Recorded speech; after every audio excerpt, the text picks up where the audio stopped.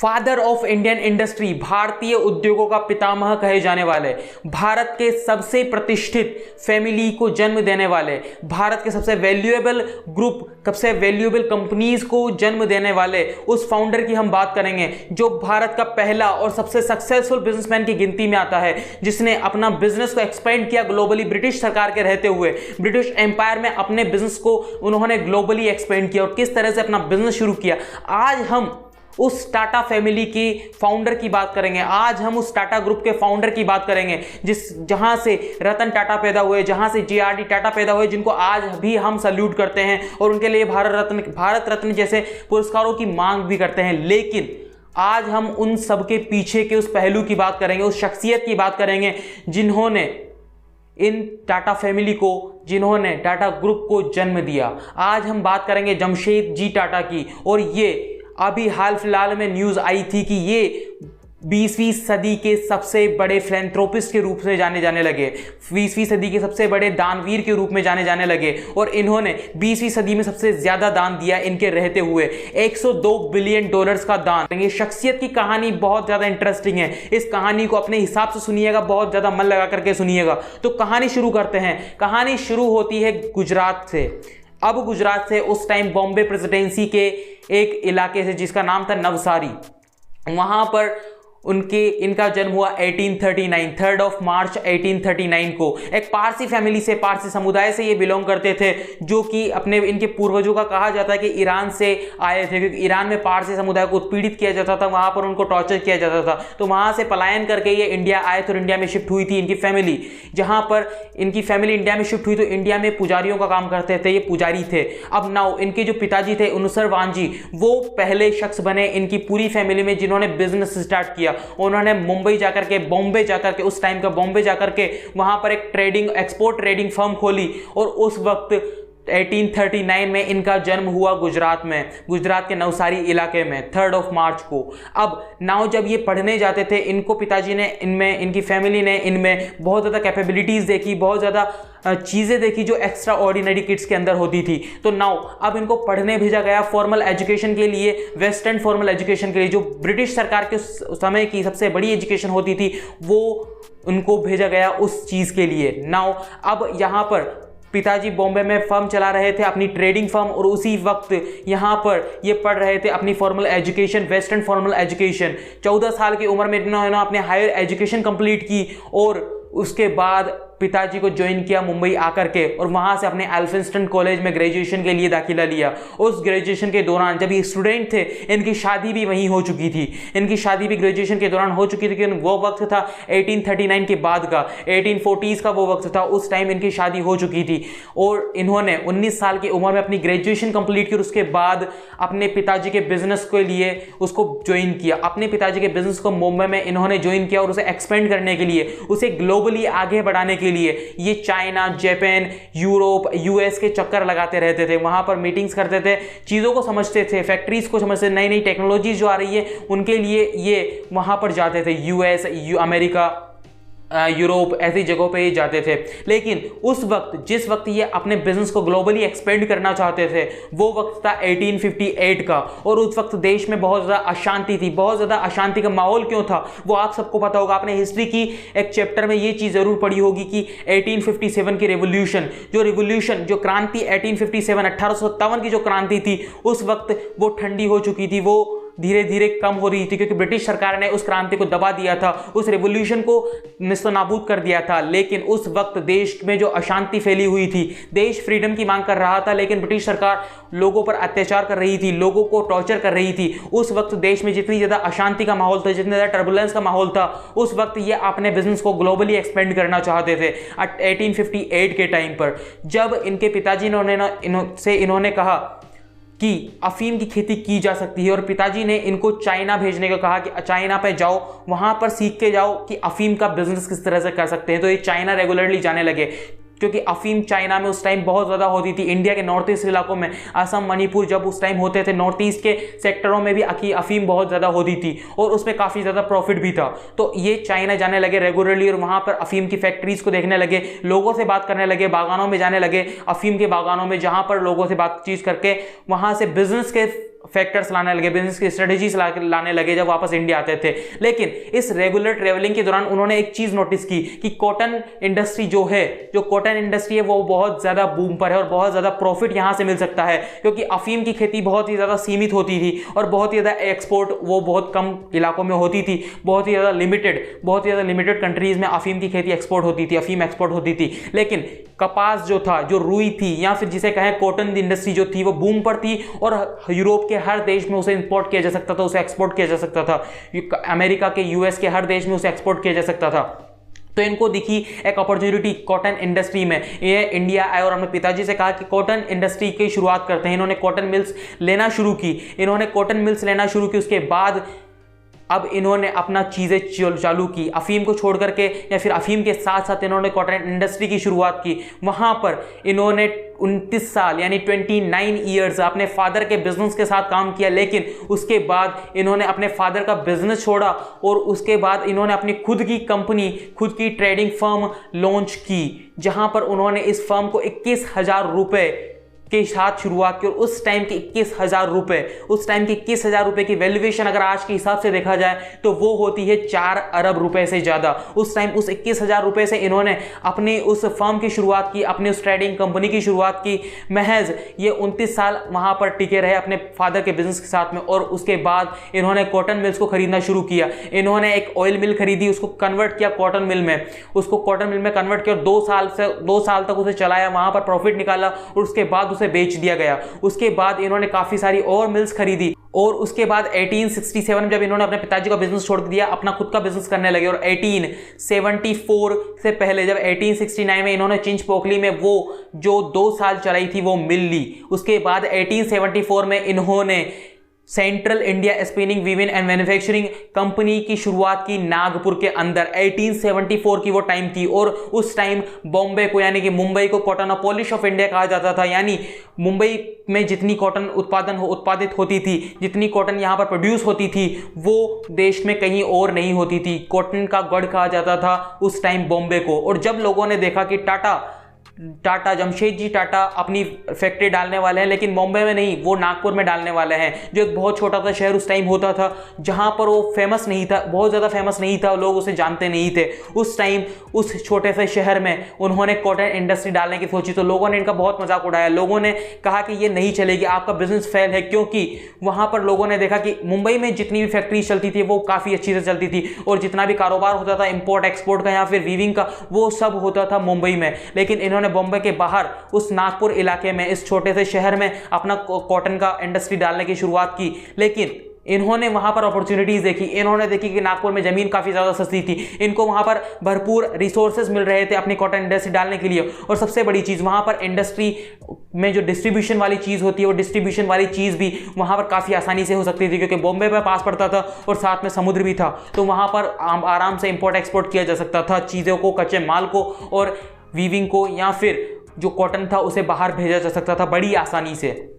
इन्होंने वहाँ पर अपॉर्चुनिटीज देखी, लोगों ने इनका काफ़ी मजाक उड़ाया, लेकिन फिर भी इन्होंने वो कंपनी अभी तक चालू रखी। वो जो कॉटन इंडिया स्पिनिंग कंपनी है, जो central India spinning weaving and manufacturing company है, उसे अभी तक इन्होंने चालू रखा नागपुर में भी। फिर इन्होंने अपनी एक और नई मिल खड़ी की जिसका नाम इन्होंने रखा 1877 में इम्प्रेस मिल। इम्प्रेस मिल उसका नाम इसलिए रखा गया क्योंकि वहां पर जब ब्रिटिश सरकार का अधिग्रहण था भारत पर, उस टाइम 1 जनवरी 1877 को क्वीन विक्टोरिया को एम्प्रेस ऑफ इंडिया कहा गया। यानी उनको ये अधिकार दिया गया, उनको ये पद दिया गया कि वो भारत की महारानी है 1877 पर। तो एम्प्रेस ऑफ इंडिया के नाम पर इन्होंने अपनी मिल का नाम भी एम्प्रेस मिल रख दिया 1877 में। उसके बाद अगर इनकी लाइफ की बात की जाए तो इन्होंने अपनी जिंदगी में सिर्फ 4 गोल देखे। इनके बड़े बड़े 4 प्रोजेक्ट थे।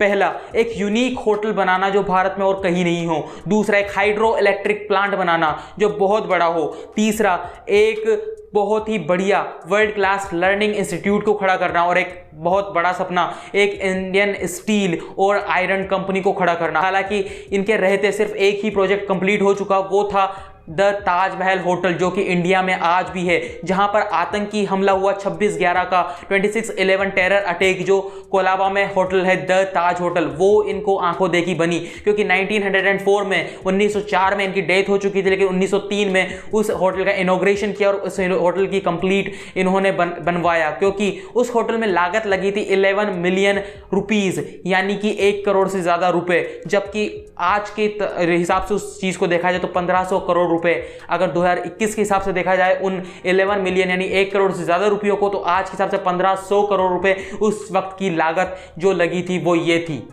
लेकिन वो सब तो ठीक था, इन्होंने अपने प्रोजेक्ट्स को कंप्लीट करने की कोशिश की, उसमें से एक प्रोजेक्ट चल भी निकला, द ताजमहल होटल इनकी आंखों देखे सामने बन गया। लेकिन उसके बाद हम फिर से आते हैं इतिहास में, यानी हिस्ट्री में, फिर से हम पीछे चलते हैं और अब क्या देखते हैं कि इन्होंने अपना ओपियम का बिजनेस ठंडा पड़ गया, उसके बाद इन्होंने कॉटन इंडस्ट्री में बूम पा लिया। अब इनका अगला सिचुएशन आई कि फैब्रिक्स बनाते हैं, टेक्सटाइल इंडस्ट्री में कदम रखते हैं, तो इन्होंने देखा पांडुचेरी को, पांडुचेरी में इन्होंने कंपनीज खोलने का सोचा, क्योंकि पांडुचेरी उस टाइम फ्रेंच कॉलोनी थी और वहां पर यूरोप के आसानी से देशों में एक्सपोर्ट किया जा सकता था, क्योंकि देश से बाहर थी, एक आइलैंड पर थी और वहां पर फ्रेंच कॉलोनी थी, वो थी ही, वहां पर ड्यूटीज नहीं लगती थी अगर वहां पर कंपनीज बनाते और फैब्रिक को इंपोर्ट एक्सपोर्ट करते तो वहां पर पांडुचेरी में इन्होंने कंपनी डालने की सोची। लेकिन इनका वो बिजनेस फेल हुआ, क्योंकि लोगों को, यूरोपियन जो देश थे, जो अमेरिकन देश थे, उनको पसंद था मैनचेस्टर का कपड़ा, जो कि बिल्कुल एकदम सिल्क की तरह होता था, बॉल बिल्कुल एकदम थिनर होता था। लेकिन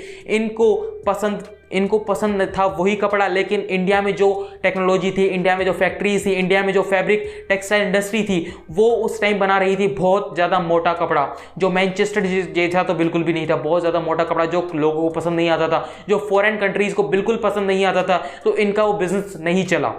लेकिन इन्होंने फिर से हार नहीं मानी, अपनी उस कंपनी को बंद करके इन्होंने एक नई मिल की शुरुआत की। इन्होंने एक नई मिल, एडवांस मिल जिसका नाम दिया, वो अहमदाबाद में इन्होंने खोली, और उसका एडवांस मिल नाम इसलिए दिया गया क्योंकि वो बिल्कुल हाई टेक इंडस्ट्रीज के साथ में दुनिया भर से मशीनें लाए, दुनिया भर से इन्होंने चीज़ें खरीदी, दुनिया भर से टेक्नोलॉजी उसमें ला करके लगाई और उस एडवांस मिल की शुरुआत की। और उसके अलावा इन्होंने एक और मिल की शुरुआत की, क्योंकि इनके बहुत ज़्यादा प्रिंसिपल थे, ये जो भी चीज़ ये कहते थे कि जो भी चीज़ हम कंज्यूम कर रहे हैं वो इंडिया की होनी चाहिए, बाहर से कोई चीज इंडिया में नहीं आनी चाहिए, लेकिन इंडिया से चीजें हम एक्सपोर्ट कर सके, ये ताकत इंडिया की होनी चाहिए। उस जिसे स्वदेशीज्म कहा जाता था, जिसे स्वदेशी चीज़ों को लाना कहा जाता था, जो सत्याग्रह गांधी जी ने बाद में चलाया, जो आजकल कुछ बाबा लोग स्वदेशी के नाम पर अपना शहद बेचते हैं जिसमें बहुत सारा शुगर होता है, उस स्वदेशी को इन्होंने उस वक्त चलाया जब अंग्रेजों की सरकार थी, उस स्वदेशी को उन्होंने उस वक्त स्थापना की। उस स्वदेशी मिल के नाम से इन्होंने एक मिल खरीदी, स्वदेशी मिल, जहां पर इन्होंने मैनचेस्टर के जैसा कपड़ा बनाने के लिए हाई टेक्नोलॉजी मशीनें लगाई और उस टेक्सटाइल इंडस्ट्रीज की भी शुरुआत की। उस टेक्सटाइल इंडस्ट्री की वहां से शुरुआत की और अपने कपड़े को, अपने फैब्रिक को उन्होंने फिर बाहर यूरोप में, अमेरिका में, लैटिन अमेरिका में एक्सपोर्ट भी किया।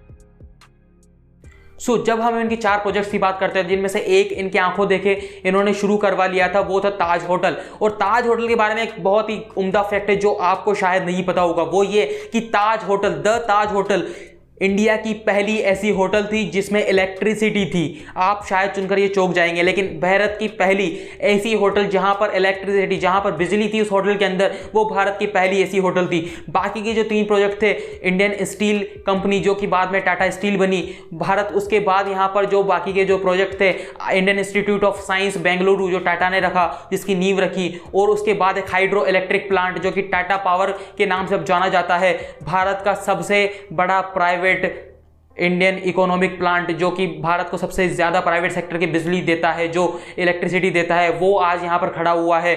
3 बाकी की चीज़ें भी धीरे धीरे टाटा फैमिली ने अचीव की। और उसके बाद जब इनकी डेथ हुई 1900 में, यानी 1900 में, जर्मनी में ये बिजनेस मीटिंग के लिए जा रहे थे, तब वहाँ पर ये अचानक इनकी तबीयत खराब हुई और 3 साल ये जर्मनी में ही रहे। और 1904 में यहाँ पर इनकी डेथ हो चुकी थी और ये वहाँ पर अपने आखिरी सांसें गिन रहे थे, क्योंकि 3 साल ये बहुत ज़्यादा बीमार रहे। लेकिन वहाँ पे जर्मनी में कुछ वक्त इन्होंने बिताया, कुछ वक्त इंडिया में बिताया और इनका देहावसान वहाँ पर हुआ 1904 में, जहाँ पर तारीख थी 19 मई। और उसके बाद इनको दफनाया गया सेमेट्री में, इंग्लैंड में, वॉकिंग शहर में। अपने पीछे टाटा एक बहुत ही बड़ी लीगेसी छोड़ गए, बहुत ही बड़ी सीख छोड़ गए। टाटा स्टील की शुरुआत जहां पर हुई, उस शहर का नाम, उस गांव का नाम उस वक्त था साकची विलेज, जो कि झारखंड में था। जब वहां पर रेलवे स्टेशन आया तो उस रेलवे स्टेशन को नाम दिया गया टाटा नगर। और जब जमशेदजी टाटा के जाने के बाद में उस शहर को नामकरण किया गया और उस शहर को एक्सपेंड किया गया नया, जिसे कहा जाता है आज जमशेदपुर। जमशेदपुर जिस शहर को कहा जाता है वो जमशेद टाटा के ऑनर में ही उस शहर को नाम दिया गया है। पूरा शहर का नाम जमशेदजी टाटा के ऑनर में रखा गया। उसके बाद 1965 में इनके नाम पर एक इंडियन पोस्ट ने स्टैंप भी जारी किए और इनकी बर्थ एनिवर्सरी पर पीएम नरेंद्र मोदी ने सिक्के भी जारी किए। इतनी बड़ी लीगेसी के साथ में जो शख्स निकल के आया, जो शख्स इतनी बड़ी लीगेसी के साथ में उभर के आया, जिस शख्स ने इतने बड़े कारनामे करके दिखाए, इतनी लीगेसी छोड़ के गए बाद में भी, जिस टाटा इंडस्ट्री को हम आज जानते हैं, जिस टाटा ग्रुप को हम जानते हैं, जिन रतन टाटा को आज हम जानते हैं, जिनके बारे में आज हम पढ़ते हैं, जिनके अच्छे अच्छे कामों के बारे में हम जानते हैं, जिनको नफरत करने वाले लोग पसंद नहीं हैं, जिन लोगों को सद्भाव वाला चीज पसंद है, ऐसे लोग जिनसे कोई नफरत ही नहीं कर सकता। ऐसे बहुत कम लोग हैं भारत के इतिहास में जिनसे कोई नफरत नहीं कर सकता। उनमें टाटा फैमिली भी आती है। लेकिन इनकी सोच यही थी कि देश को किस तरह से आज़ाद किया जाए, जिस तरह से आज़ाद, क्योंकि ये कहते थे कि भारत की फ्रीडम में एक बिजनेसमैन का बहुत बढ़िया रोल होता है। अगर भारत की इंडस्ट्रीज बढ़ेगी तो भारत को फ्रीडम मिलेगी। और इनकी डेथ के वक्त उस वक्त के viceroy of India Lord Curzon ने जो चीज़ कही वो बहुत ज़्यादा फैसिनेटिंग थी। इन्होंने कहा कि भारतीय उद्योगों में, भारतीय इंडस्ट्री में आज तक, इस जनरेशन में आज तक कोई भी ऐसा इंडियन पैदा नहीं हुआ जो इनकी तरफ कर सकता था। इस पूरी जनरेशन में, आने वाले इतिहास में, उन्होंने कहा कि इतिहास में ना कोई ऐसा पैदा हुआ है और ना अब कोई पैदा हुआ है इस जनरेशन में जिन्होंने इंडियन इंडस्ट्री के लिए, इंडियन कॉमर्स सेक्टर के लिए इतना सारा कुछ किया।